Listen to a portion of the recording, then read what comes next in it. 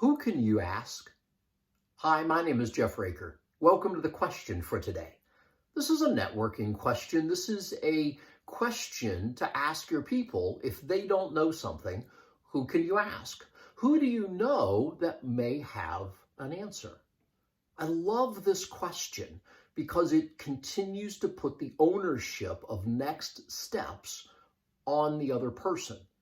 You're not coming in and saying, how can I help? You may get there, but it's who can you ask? They may come back and say, I'm asking you. Great, then go with it. But whether you are a business leader, a sports coach, whether you're on a team, either business or sports, and you don't know something, ask yourself this question. Who can I ask that might know? I've come to the conclusion that human beings, myself included, don't know how to easily admit, I don't know. Make it easy for your people to admit, I don't know. You may want to say, but you should know. Well, maybe, maybe not.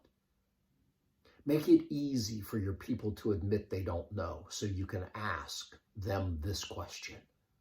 Who can you ask to solve this problem, to answer this question, to work your way through where you are?